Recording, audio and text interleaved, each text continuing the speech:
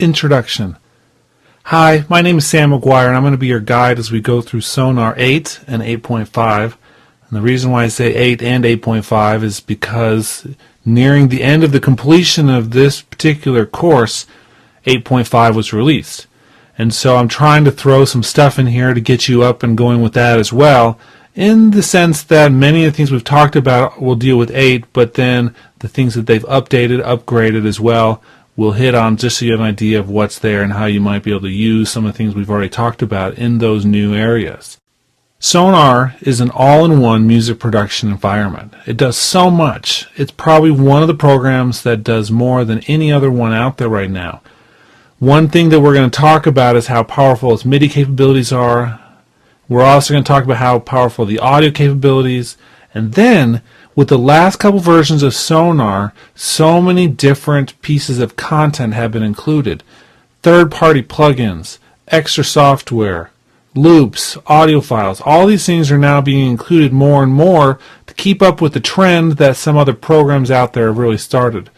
For instance, Logic from Apple. They include tons and tons of content, which has made it really popular, but now Sonar is doing a very similar thing, and in many ways the content is even better.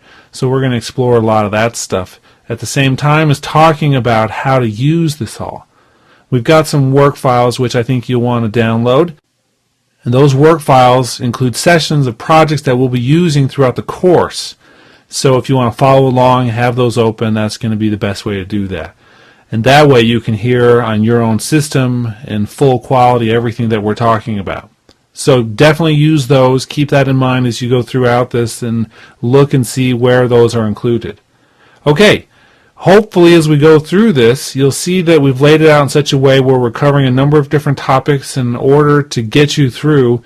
And you may want to, at some point, skip ahead and talk about different effects and synthesizers, because I've broken those out into an area.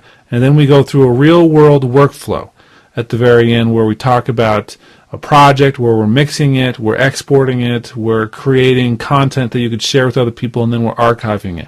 So not only talking about the individual pieces, but we're talking about how to use them and why you would use a number of these different things. Okay, let's jump in. I'm excited to have you here.